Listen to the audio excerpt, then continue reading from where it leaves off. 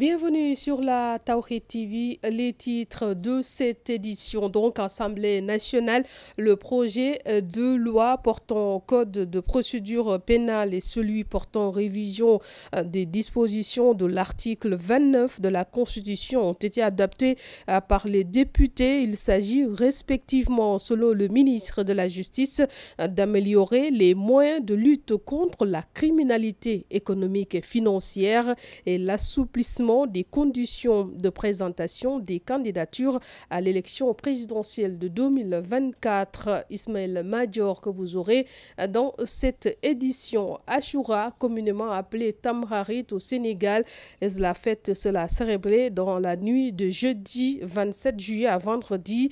Quels sont les événements marquants, les bienfaits également de cette fête musulmane? Élément de réponse dans ce journal. Et puis en sport, 6 ans après, l'Union sportive de Ouakam retrouve la Ligue 1. Le club compte tout mettre en œuvre pour gagner le titre dès la saison prochaine.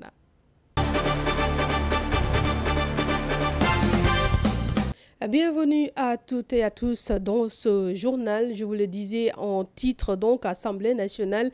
Les députés ont adopté le projet de loi portant code de procédure pénale en vue d'instaurer un nouveau dispositif également de lutte contre la criminalité économique et financière, entraînant ainsi la suppression de la Cour de répression de l'enrichissement illicite créée. Le ministre de la Justice, donc, est également revenu sur la révision des dispositions de l'article 29 de la Constitution. Il s'est également prononcé sur des questions d'actualité. Le professeur Ismaël Madior Fall, que je propose d'écouter. Lorsque ces propos s'adressent à un autre chef d'État, il y avait une autre dimension dont il fallait tenir compte, et c'est ça qui a compliqué un peu la situation. Mais le président nous a recommandé la clémence. Et les autorités judiciaires ont fait montre de compréhension. Et l'honorable Birame Souleye Diop a pu retrouver sa famille. Et c'est ça le Sénégal. Il n'y a pas aujourd'hui une volonté du pouvoir de traquer des politiques, de traquer des opposants, de mettre des gens en prison. Pas du tout. Pas du tout. Ce n'est pas ce qui intéresse le pouvoir. Ce n'est pas ce qui intéresse M. le Président de la République. Mais nous sommes un pays où l'État doit assurer ses missions régaliennes. Quand il y a des gens qui se lèvent pour casser, quand il y a des gens qui se lèvent pour troubler l'ordre public, pour piller, il faut que l'État soit debout.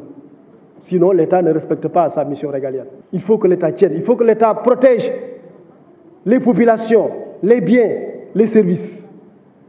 C'est juste ça qui se passe. Les gens qui sont en prison, ce ne sont pas des innocents. Il n'y a aucun innocent en prison. Ou alors ce serait par erreur. Ceux qui sont en prison, ce sont des gens qui ont été arrêtés sur les théâtres des opérations. Donc, moi, je pense que le parrainage que nous avons aujourd'hui, c'est un parrainage qui a été amélioré, parce que c'est ça aussi le progrès démocratique. Le progrès démocratique, c'est que les institutions, les normes, les mécanismes, les techniques ne se créent pas comme ça, du jour au lendemain, et font plaisir à tout le monde. Non. Vous inventez une institution, un mécanisme, vous l'expérimentez. L'expérience montre les insuffisances. Vous corrigez, vous adaptez. Et c'est ça qui est arrivé avec le parrainage. Vous suivez à l'instant les propos du professeur Ismaël Madior Fall, le ministre de la Justice. Pour rappel, donc, 123 députés ont voté le texte, 2 contre et 36 se sont abstenus. Selon donc le professeur qui revenait, selon lui, le parrainage a été une avancée démocratique pour le Sénégal. Âgée d'une trentaine d'années, Mme Sey Ndiaye, une vendeuse de jus locaux, marchande ambulante de son état à Sandaga, elle se réveille chaque jour à 4 heures du matin, quitter Keur Massar pour rejoindre le centre-ville. Un travail certes difficile, même si elle arrive à s'en sortir et à régler ses besoins. Par contre, elle relève la cherté des ingrédients de base pour son commerce. Elle invite également les Sénégalais à passer beaucoup plus de commandes pour soutenir son commerce. Reportage regardez. Parce que lépp lu ma am moo ma ko may nag jaay bi bi moo ma ko may yàgg na ma ciy tàmbali boobu maa ngi jaayee kaas fukki dërëm ma dem ba tey may jaay kaas 300 butéel 500 am naa 2000 2500 ba loo bëgg. Chaque jour, elle se réveille à 4 heures du matin. Mamsey Ndiaye doit rejoindre le centre-ville à Sandaga où elle fait et vend du jus pour une journée très mouvementée. La tâche, je peux dire que c'est difficile, mais pas trop difficile en même temps. Je me lève très tôt le matin. Je me lève à 4 heures du matin pour vous dire, pour quitter Keur Massar et rejoindre le centre-ville. Ici à Sandaga, dès mon arrivée, j'achète tous les ingrédients. Avant 6 heures ou 7 heures comme ça, j'ai fini de faire les jus. J'achète de la glace et tout de suite, je commence à vendre les jus. C'est très difficile, je peux dire, car pour avoir ce jus, il faudra avoir beaucoup d'eau pour le faire. Et ça pose problème. L'autre chose aussi, il faudra le faire dans un cadre très propre. Son commerce se porte au mieux avec cette période de chaleur, mais elle relève la cherté des ingrédients de base. Aujourd'hui, tout est cher, c'est ça le problème. Le pain de singe, aujourd'hui, on vend le kilogramme à 1000 francs, alors que c'était à 700, voire même 600 francs CFA. Le pot de bissap est à 1000 francs également. Donc, vous voyez un peu, c'est très difficile. Même les gens ont du mal à accepter les prix que j'impose aujourd'hui. Mais hélas, c'est comme ça, on n'y peut rien, car tout est devenu très cher ici. Le sac de sucre aussi, vous savez aussi, c'est trop cher. Mais on n'a pas le choix. Actuellement, je fais tout pour satisfaire les clients. Mais c'est très difficile. Elle n'a pas subi de formation particulière, mais elle s'est plutôt beaucoup investie pour trouver les bonnes combinaisons d'un jus délicieux. Malgré la maternité, elle ne compte pas baisser les bras. Elle appelle les Sénégalais à passer plus de commandes pour soutenir son commerce.